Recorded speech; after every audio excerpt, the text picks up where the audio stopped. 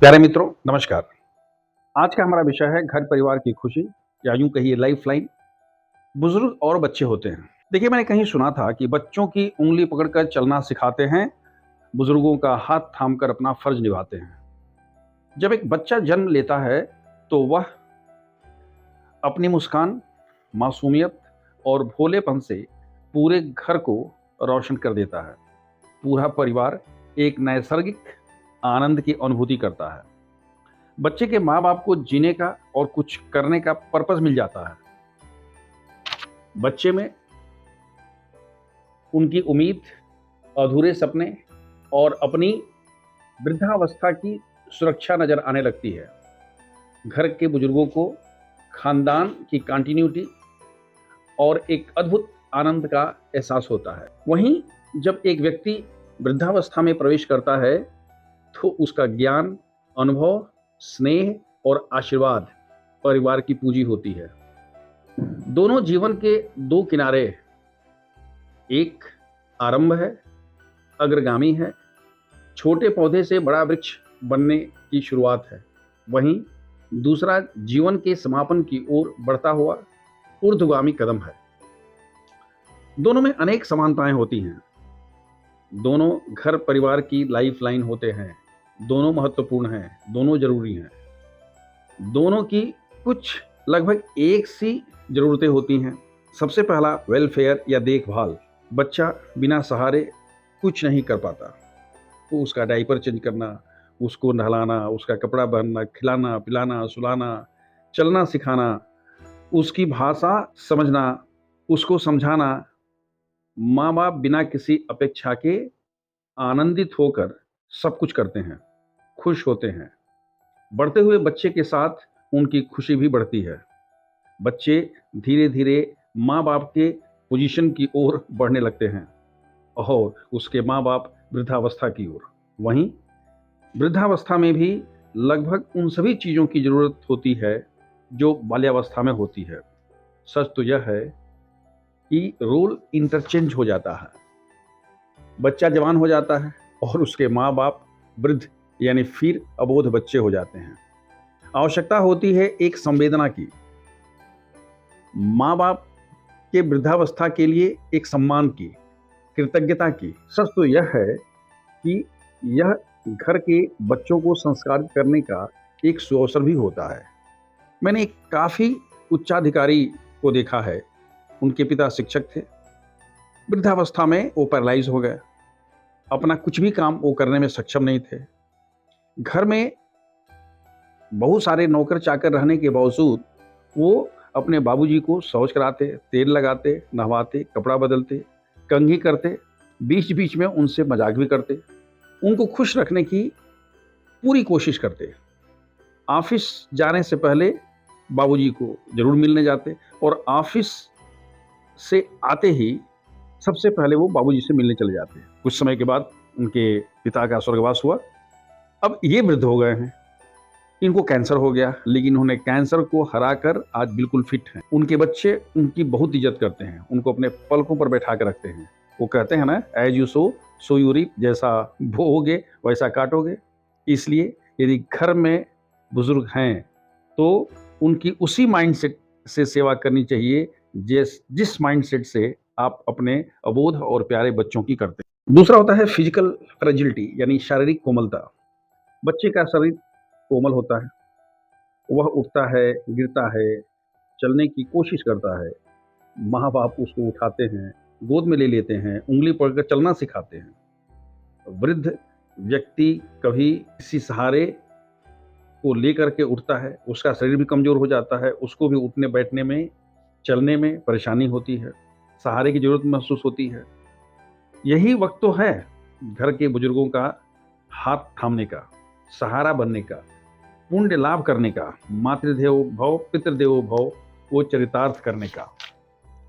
यदि घर का बुजुर्ग आपका हाथ पकड़ करके चलता है, आपके कंधे पर हाथ रखकर खड़ा होता है, आप महसूस करिए एक स्वर्गीय सुख की अनुभूति, एक दिव्य ऊर्जा का संचरण। हाँ, उसे महसूस करने के लिए आपका हृदय निर्मल और मन साफ होना चाहिए। तीसरा बिंदु है लव एंड कंपैशन, प्यार और सहानुभूति। बच्चों के पास शब्द नहीं होते, वो सिर्फ खुश होकर या रोकर अपनी भावनाओं को बड़ों तक पहुंचा पाते हैं। जो उन्हें चाहिए उसके लिए वो पूरी शिद्दत से पूरा जोर लगा देते हैं। लेकिन वृद्ध व्यक्ति के पास शब्द तो होते हैं, उनको सुनने वाला कोई नहीं होता है। उनकी सुनने के लिए किसी के पास समय नहीं होता है। होना यह चाहिए कि जैसे आप कहीं से भी आते हैं, बच्चे के पास जाते हैं, समय बिताते हैं, उसको प्यार करते हैं, दुलारते हैं, खुश होते हैं, ठीक उसी प्रकार घर के वृद्धजनों के पास भी आपको जाना चाहिए। उन पर प्यार और आदर लुटाना चाहिए। ध्यान रहे, वृद्ध लोगों का आशीर्वाद बहुत प्रभावशाली होता है। यदि घर के बुजुर्ग हैं तो निश्चित रूप से हम घर के लोग सौभाग्यशाली हैं, क्योंकि वो जवान लोगों के दीर्घायु होने के प्रतीक स्वरूप हैं। मतलब बुजुर्गों को प्यार और सहानुभूति सूद समेत लौटाने का अवसर मत छोड़िए। चौथा पॉइंट है एक्सेप्टेबिलिटी, स्वीकार्यता। हर माँ बाप के लिए उसकी संतान उसके कलेजे का टुकड़ा होता है। वो चाहे जैसा भी हो, सभी कमियों और विषमताओं के साथ माँ बाप उसे स्वीकार ही नहीं करते, पूर्ण रूपेण अंगीकार कर लेते हैं। बस यही एटीट्यूड बूढ़े माँ बाप के प्रति भी होना चाहिए। बुजुर्ग माँ बाप को कैसा होना चाहिए, कैसे व्यवहार करना चाहिए, कैसे कम्युनिकेट करना चाहिए, कैसे रहना चाहिए, ये चाहिए चाहिए चाहिए वाली बात छोड़िए। आप देखिए आप उनके लिए क्या कर सकते हैं, खुद को कैसे एडजस्ट कर सकते हैं, कैसे उनके चेहरे पर मुस्कान ला सकते हैं, उनको खुश रख सकते हैं। यही तो है रामत्व, यही तो है पुत्र धर्म या पुत्री धर्म, यही तो है सामाजिक मर्यादा। यथार्थ तो यह है कि यह बहुत मुश्किल नहीं है, बहुत आसान है, सिर्फ आवश्यकता है एक इच्छा शक्ति की। पांचवा पॉइंट है गिफ्ट यानी उपहार। बच्चे परमात्मा द्वारा प्रदत्त माँ बाप के लिए सबसे अनमोल उपहार होते हैं। स्मरण रहे, वृद्ध माँ बाप भी जवान लोगों के लिए अद्भुत उपहार होते हैं। बस दिक्कत होती है कि उपहार की वैधता बहुत कम होती है। साथ ही बच्चों के चेहरे पर एक छोटी सी मुस्कान देखने के लिए हम क्या क्या गिफ्ट लाते हैं, बस उसी मेंटलिटी के साथ माँ बाप को भी उपहार दीजिए। अब उन्हें महंगे उपहार नहीं चाहिए, एक शब्द पापा आई लव यू, माँ you are the best mother on this earth, एक कागज के टुकड़े पर कहीं जाने से पहले सुबह सुबह लिख दीजिए आपका दिन शुभ हो। व्हाट्सएप मैसेज नहीं। यदि कहीं आप बाहर रहते हैं तो एक छोटा सा मैसेज, लव यू पापा, लव यू मम्मा। कहीं बाहर जा रहे हैं, एक छोटा सा message, take care of yourself, दवाइयाँ समय से लेते रहिए, आशीर्वाद दीजिए। 1-2 मिनट के लिए उनके पास जाकर समय बिताइए, यही तो है उपहार। यदि आपके माँ बाप जिंदा हैं तो आप दुनिया के परम सौभाग्यशाली लोगों में से एक है।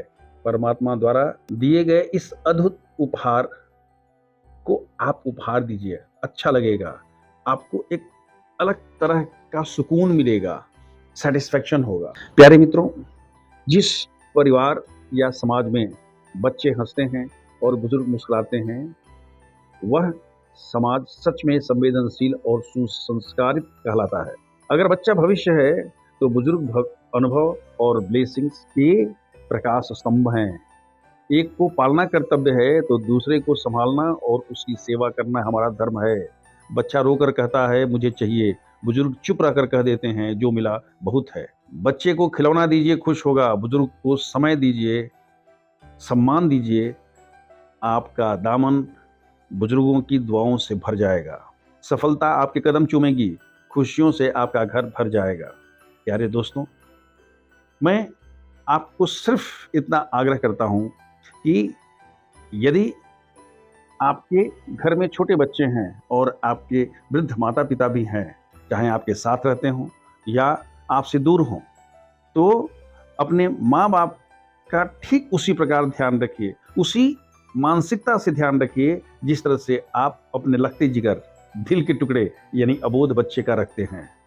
सच तो ये है कि ये आप अगर करते हैं तो सिर्फ उनका किया हुआ आप उन्हें इस उम्र में लौटाने की कोशिश कर रहे हैं। जो आप वृद्ध होंगे तो आपका बच्चा आपको सूद समेत लौटाएगा। इन्हीं शब्दों के साथ छोटे प्यारे अबोध बच्चों के लिए प्रेयर फील्ड बेस्ट विशेस। बुजुर्गों के लिए परमात्मा से ढेर सारी प्रार्थना और जवान लोगों के लिए हमारी शुभेच्छा के साथ सर्वे भवन्तु सुखिनः, सर्वे सन्तु निरामया, सर्वे भद्राणि पश्यन्तु, माँ कश्चित् दुःख भाग्।